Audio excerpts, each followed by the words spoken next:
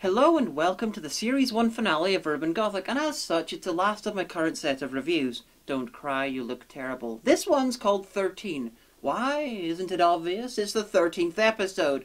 Either that or they were trying to cryptically predict the building of Alton Towers' latest roller coaster, also called 13.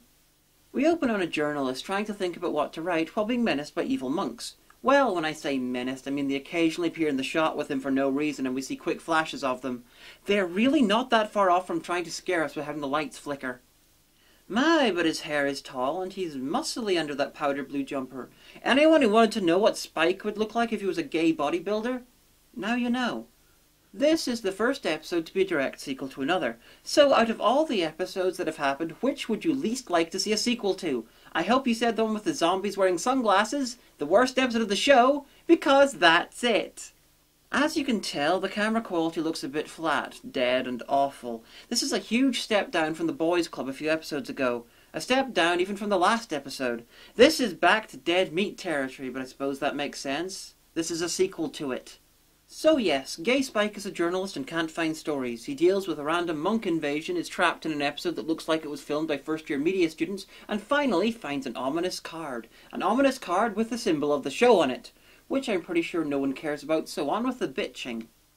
The card was left by one of those random monks. Okay, great. The problem is they're covered in mud, shit, and 100 other brown things. I don't care how silent they are, he should be able to smell some of that fucking filthy. And turning the show's symbol into a thing in the show? Bad move. After the credits, in Gay Spike's flat, we see that his walls are being rubbed by someone. Okay. He runs into his girlfriend, who's agoraphobic, and who immediately throws herself at him. I'm beginning to think that all female supporting characters who are in serious relationships all have to be into sex or have issues. Suddenly, we're on a boat, and no, I'm not playing the song. Gay Spike is going to lose his job because he can't find stories. Apparently, in this world, reporters can't just be handed stories by their newspaper. You've got the itch. No, he's had the itch for ages. He spent the entire pre-credit sequence talking about how he couldn't find any stories. You, sir, are an asshole, whoever you are. And why do you live in a garden, in a boat, in an industrial quay? And Richard O'Brien's watching all this and standing like that. I like to think that he just does that in real life. Richard, I love you, but you're not raising this to your level. You're being lowered to its. At Gay Spike's house, his wife comes across a book with the symbol on it. Ah, the terror, the power, the awe, the possible attempt at merchandising, maybe. And the monks are getting very annoying. Having someone float with a camera every so often doesn't build tension. It builds anger.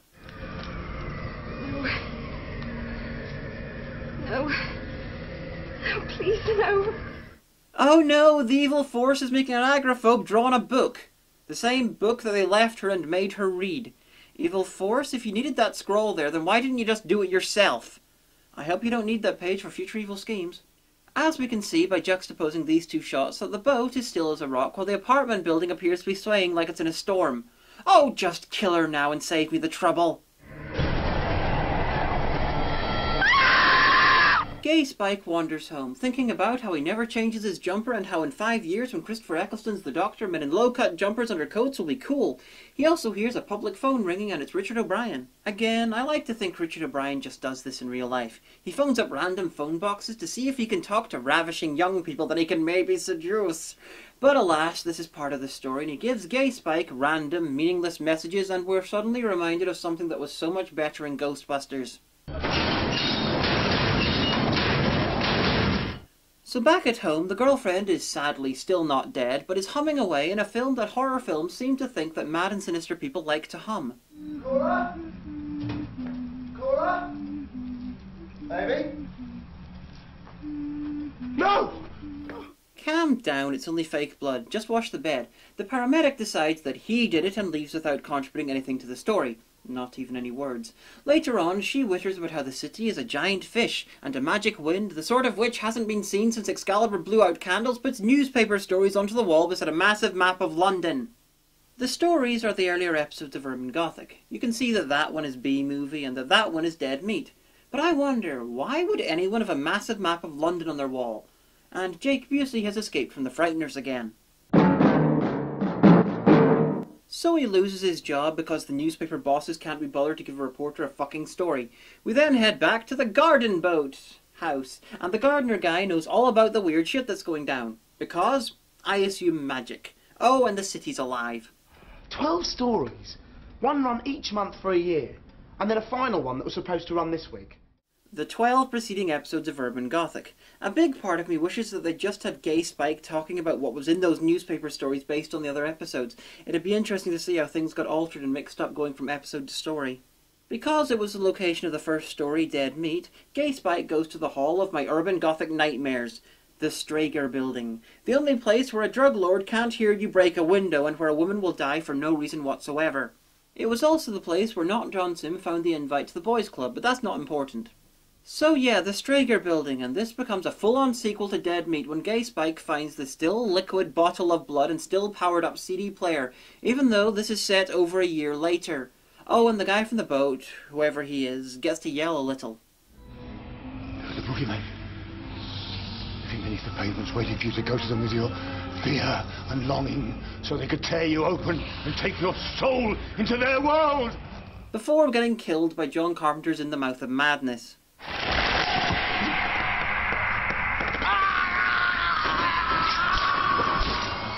Back with Gay Spike, he's still investigating the Strager Building with the subtlety of a large blonde man in a powder blue jumper, and as such he runs into Leon Trotsky. Still dead, still a zombie, and apparently living, being undead here.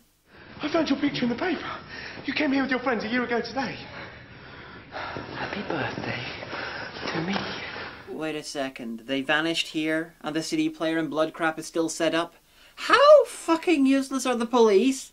Well, probably as useless as police who'd let a gang of teens and an old man mass murder aliens in supermarkets with impunity. So what happened to Strager, the necromancer who raised him and his friends? It didn't work, of course. Team spirit and all that. Now, prepare yourself for the most homoerotic thing involving a communist that you've seen since, well, the entirety of the Raspberry Reich, really. If you like, I could bring you back. It would be nice to have a friend again. Yes, friend, in the same sense that the Bride of Frankenstein is the monster's friend. Anyway, the one sort of man-on-man action that Richard O'Brien's really not into involves zombies, so he shows off his chest to Leon Trotsky and tears off his head. I would love to see his reaction to Otto or Up with Dead People. I suppose Leon Trotsky's reaction to Richard makes sense. After all, there are few things as terrifying as Richard O'Brien in a pirate shirt. What's this about? The city's the story, Jude. What? What to do with the city? What is it? What, the zombie housing problems? Zombie housing problems. I so called it. This show has featured something like 3 episodes without any sort of dead person walking around. They need fucking housing. Poor Leon Trotsky. The plight of the zombie homeless is an important issue. Okay, this is what's going on, I think. The monks are boogeymen who work for the city and they killed the gardener guy and took his girlfriend. Why? No fucking idea. But it's something to do with him being chosen for something because he's blonde or something. Oh, and Leon Trotsky's back. I'm okay with this. I like the guy. He was the best thing in Dead Meat by far. Zombies are the IKEA furniture of the netherworld. Quick reassembly. Why is he back? Well, I don't know why he followed him to Gay Spike's house, but he's here now and he's going to hold the monks off, which would appear to be quite easy, seeing as they don't fucking do anything but appear in quick cuts, float around and fondle walls. But wow, as soon as Gay Spike is away, Leon Trotsky goes down far quicker than a guy who shrugged off decapitation should really go down. Gay Spike is heading for the heart of the city, and how does he get there? Well, by drawing the Urban Gothic symbol on a map and by walking through. This is silly. I tried that, and I just ended up in the house next door. Oh, of course, with all the damage done to my head breaking through the wall, I thought I was in Narnia for a few hours. Now, just so you know, Richard O'Brien's not here and did not explain how he could walk through a wall. And as far as I can piece together, Richard O'Brien is working for the city as its storyteller, and these monks are its boogeymen, who are there to kill people who work with the storyteller or something. Anyway, he ends up in London below. Fucking hell, it's Neverwhere! If Patterson Joseph turns up, I'll be so excited. Down here, there are yet more monks doing fuck all, and we see his girlfriend. They sent me to you. They want me to give you something. They say it'll bring you closer to them. No! I want you! You can't have me!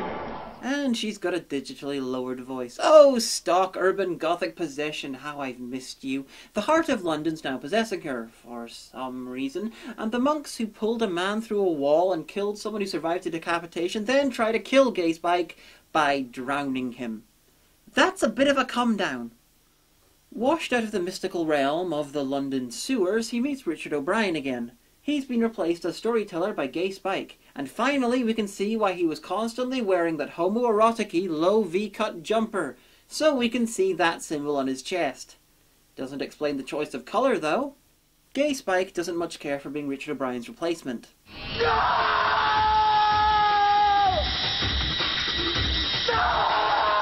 And that's it for Series 1. They ended on a story that I frankly don't think should even exist. It was a bad idea to try and connect the urban Gothic stories, and by doing it like that, with its confused weirdness and constant reminders of the worst episode of the series, they just made it so much worse. Overall, this series has been up and down. I'd pretty much call 2/3 of it pretty damn terrible and 1/3 pretty damn good. That's unusual for a show. Most things have a lot more averages in their run.